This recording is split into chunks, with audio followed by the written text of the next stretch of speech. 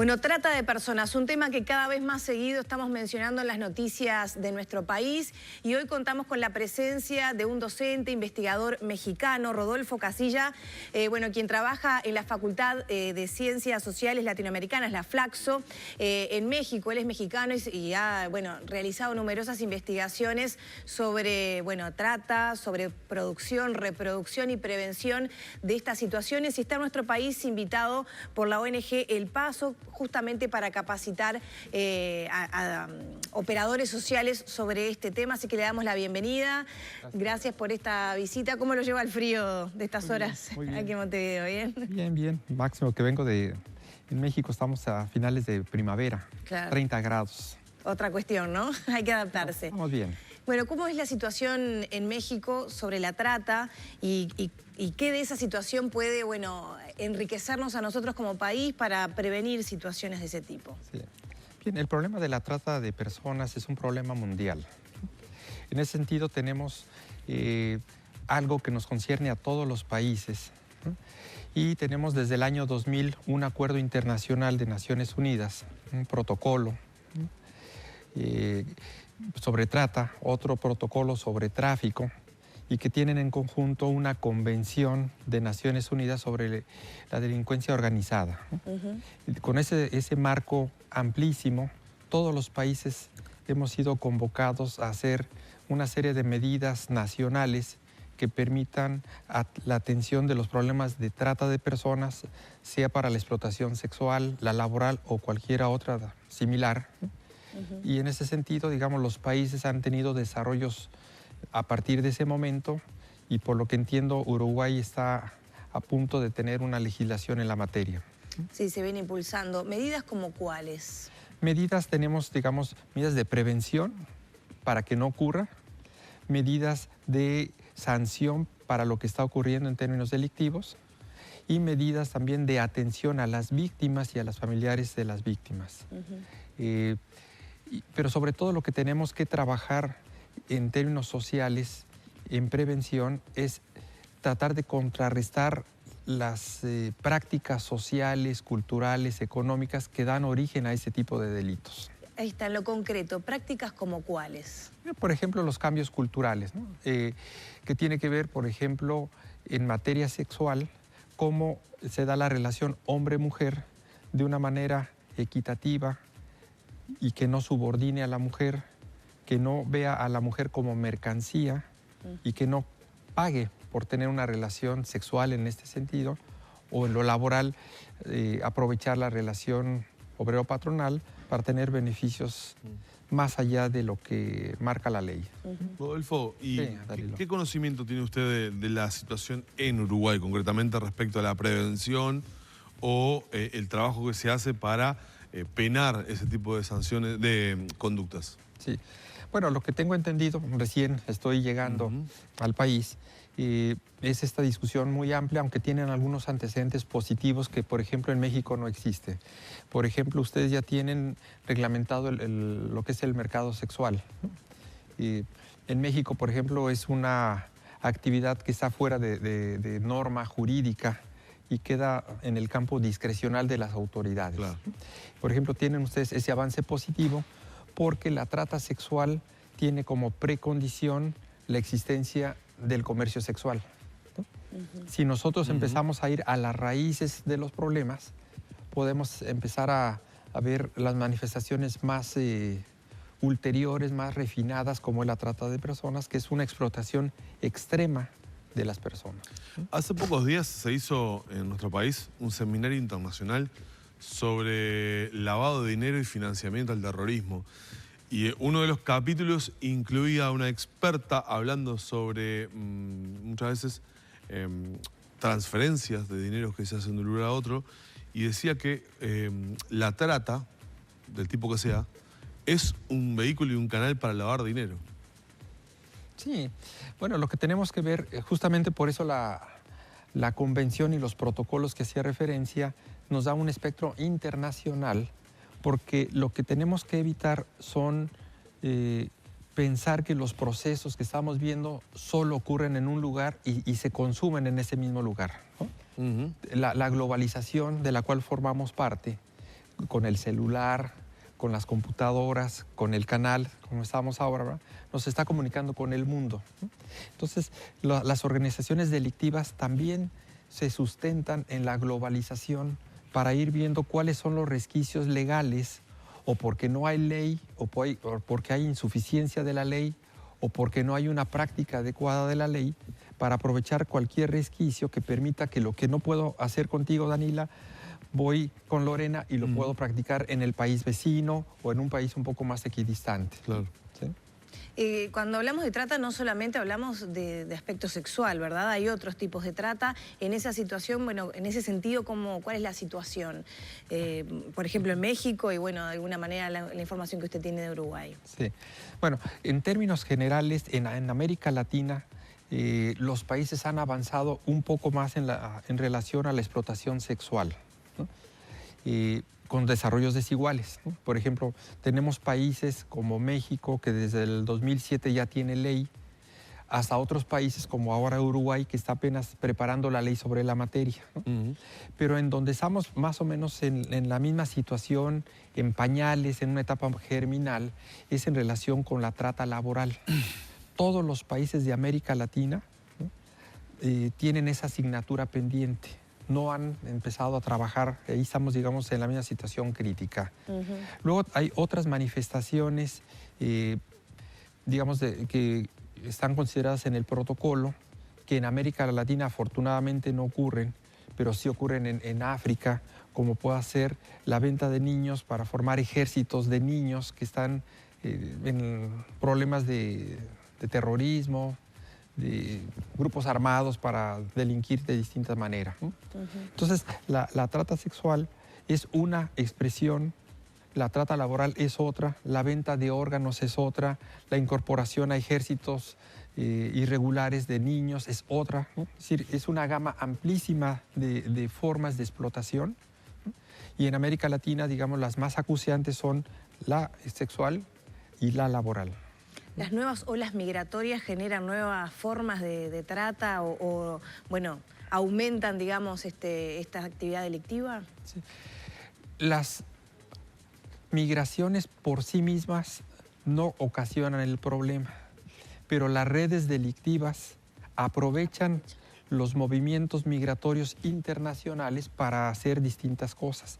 Por ejemplo, una puede ser la explotación sexual, otra la laboral, otra la venta misma de las personas, o utilizar a las personas como transportadoras de drogas, ¿no?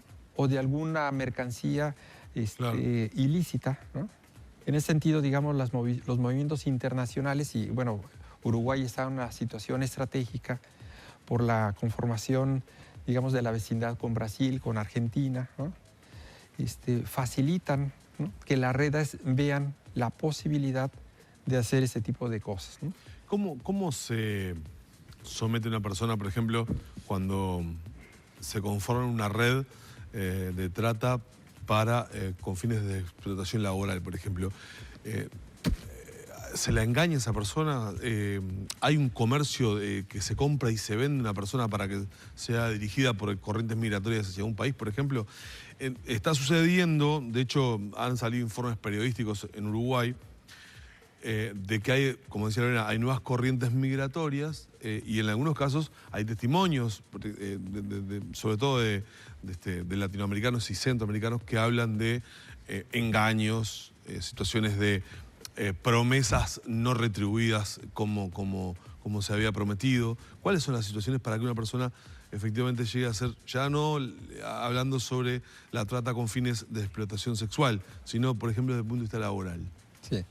Bueno, digamos, la trata considera desde un punto de vista jurídico 3 elementos. A ver.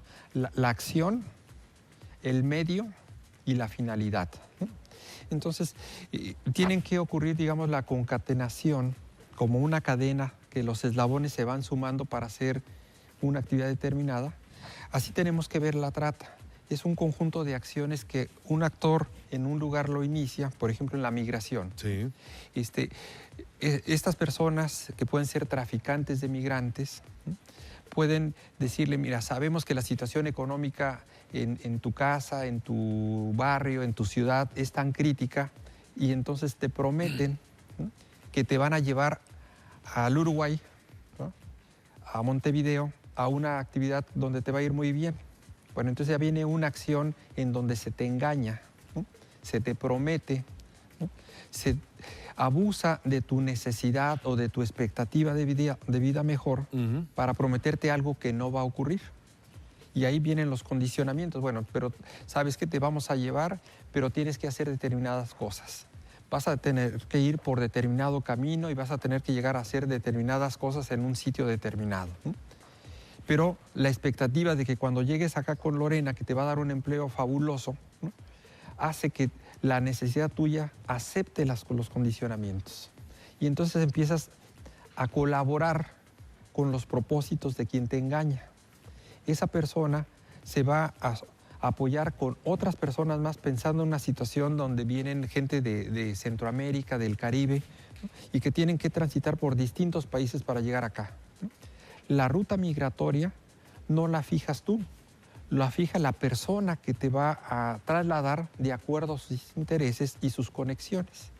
Por eso, en lugar de venir en un vuelo directo como vine yo, ¿verdad?, puede tardar una semana o un mes en el tránsito, no tanto por los recursos económicos, sino por las actividades o intereses que tú tienes que cubrir, ¿no? Bueno, entonces ahí vienes ya una serie de acciones que pueden ser ilícitas, ¿no?, por medios ilícitos, ¿no?, y tú estás colaborando porque tú sabes que cuando llegues a trabajar con Lorena te va a ir bien.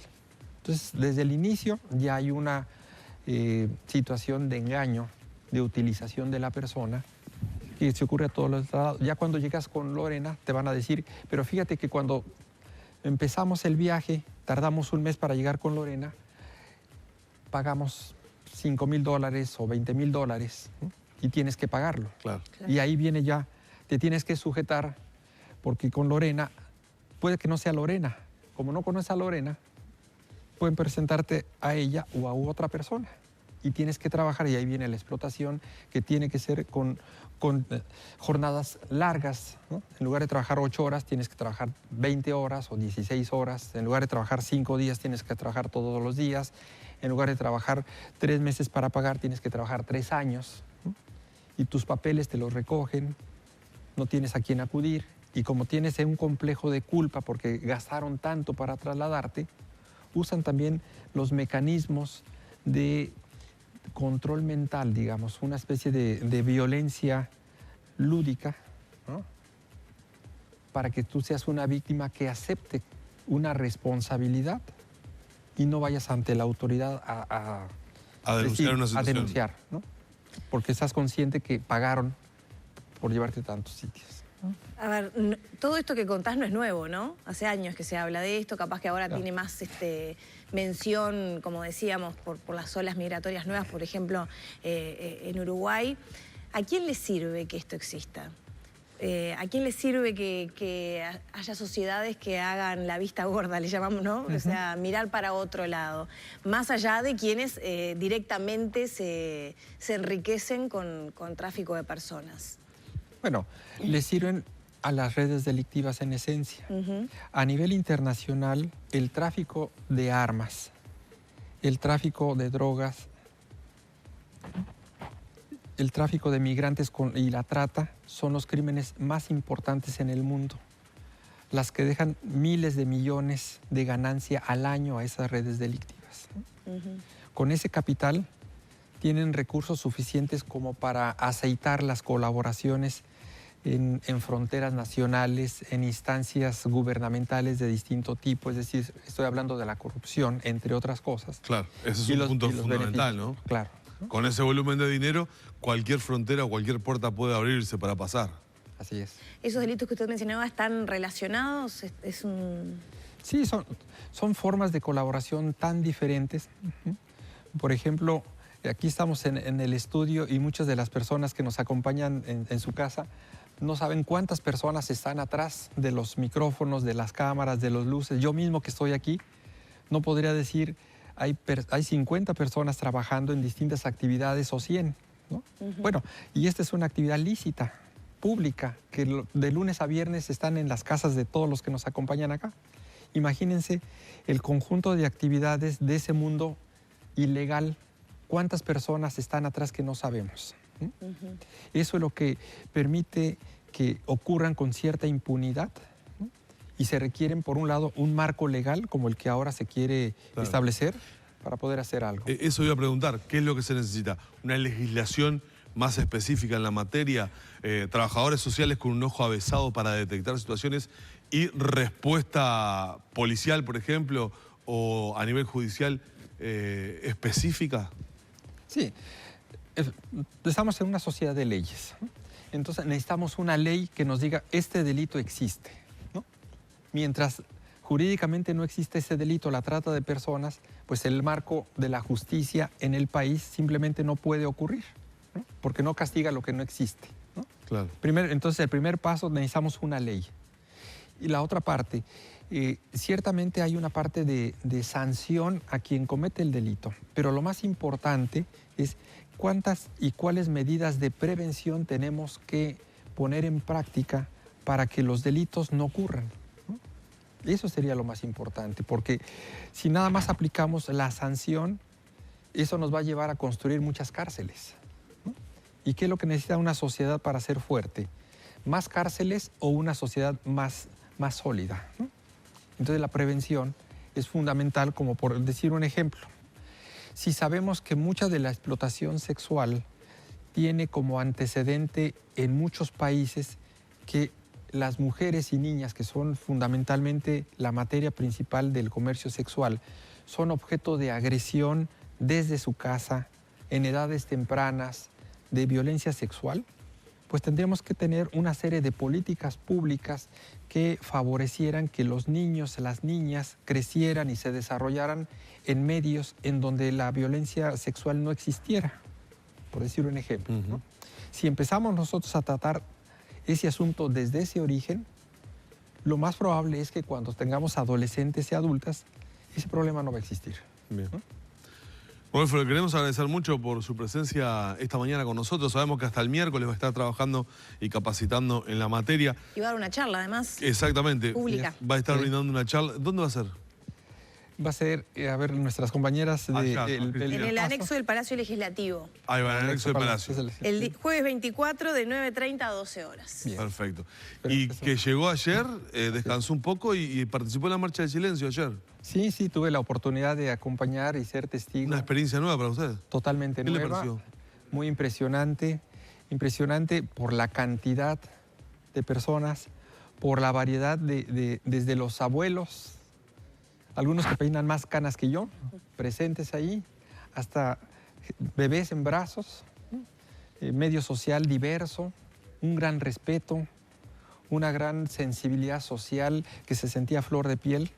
Fue una gran lección para mí y me siento muy orgulloso de haberles podido acompañar en ese momento tan importante en la vida social de Uruguay. Gracias por habernos acompañado esta mañana. Gracias a ustedes. Buena estadía en nuestro país. Cerramos la entrevista por acá.